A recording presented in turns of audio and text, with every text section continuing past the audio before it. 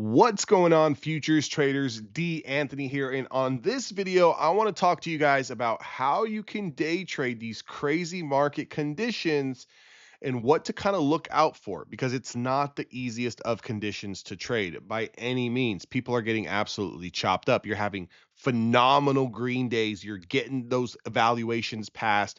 You're getting one day to pay out, and then the next day just completely unravels and you blow up 10, 15 accounts. I've seen it happen. I've talked to people. I've heard that this is happening to people. Now, in times like this, I've been through 2018, 2020, 2022, and then obviously the tariff debacle in 2025 in April.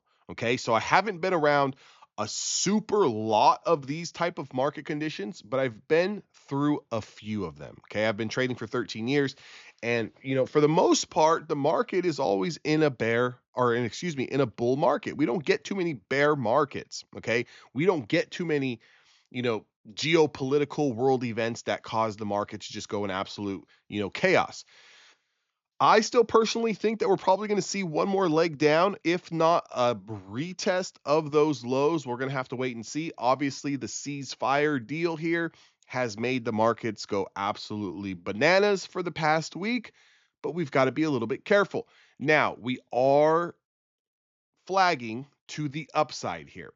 Okay. Today's price action, we swept yesterday's highs, which is a bullish thing, but we didn't really close above them. Okay. We didn't really hold it. We didn't really put in some crazy new high today.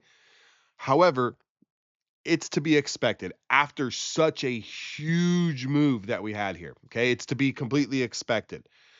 And what we need to do here is we need to focus on the larger time frame. So that's what I want to talk to you guys about, using that hourly time frame, that 60-minute view, to help give you guys a little bit of a better perspective on what you guys can trade, how you guys can trade, and some levels that you guys can be looking at.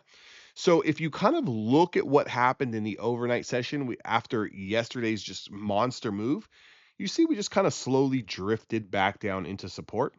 Now, this support that we drifted into here, if you guys are into moving averages at all, again, I am. I respect each and every single moving average as if it's its own soul entity, right?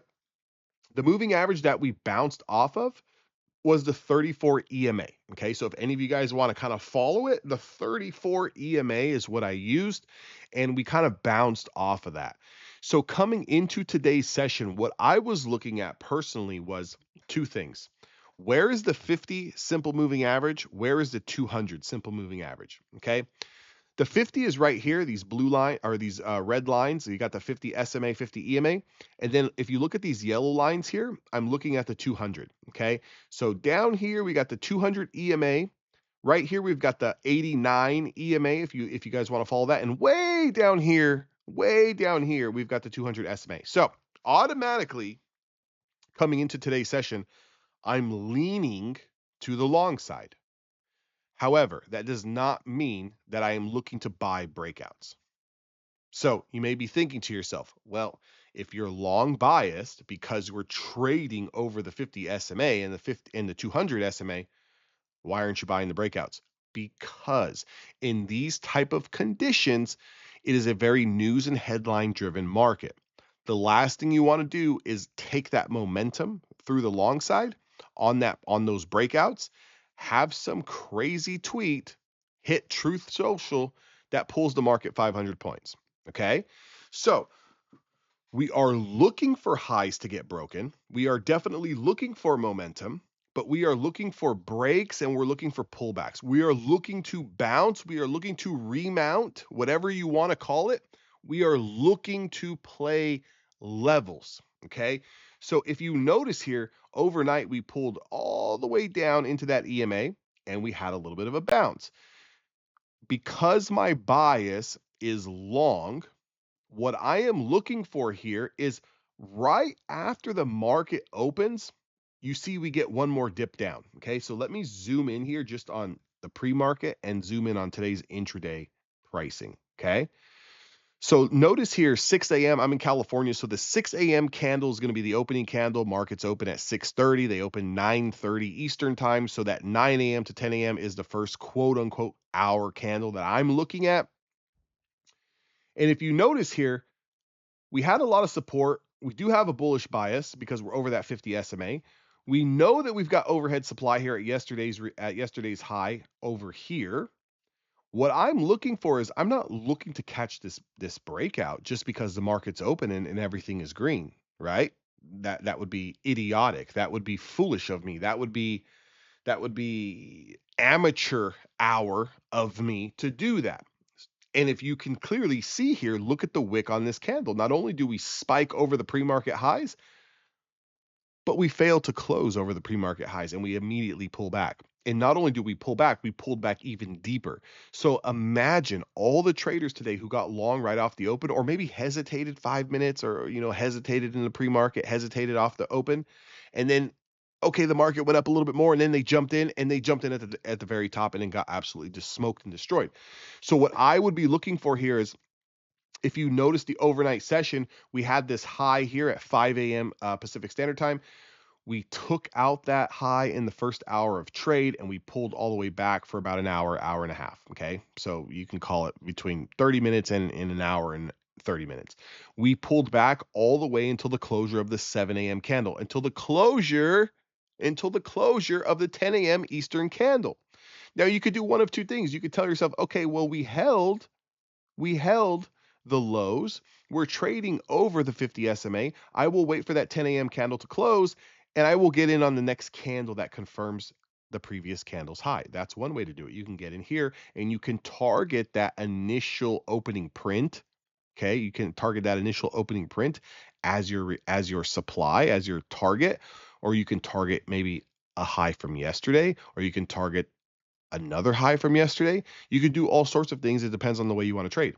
Or you can be a little bit more cautious and you can say, well, I don't want to get long here in the middle of a channel. I want to actually take out the high of day to kind of show that there's enough momentum and steam from these buyers to actually push us forward. And you could actually wait until that 11 a.m. candle, which is 8 a.m. for me here. And it was a fantastic 181 point range candle from absolute high to absolute low. And you could get in over that high of day, that initial balance break, that 30-minute opening range high, that first hour high, that ORB, whatever you want to call it. You can take that. So you can take that sneaky entry here on the closure of that 10 a.m. candle, or you can wait for the 11 a.m. candle here and take it over the high of day. And if you would have taken that over the high of day, well, then there's a lot more opportunity and potential for you to get long. So, moral of the story here, look at what the market is doing in the pre-market. Look at what the market did yesterday. Kind of map out mentally those levels.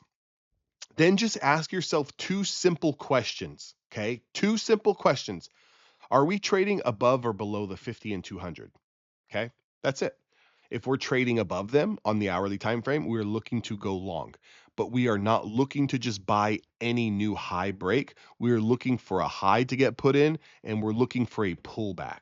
Okay, a pullback that does not lose the 50 or 200 SMA. Look for that candle to close and then look for the bounce. Look for the continuation. That's where you're going to find a little bit more success. That's where you're going to have a lot more. That's where you're going to have the least amount of risk, because you're not taking a long way up here off the open where it has a potential to pull back.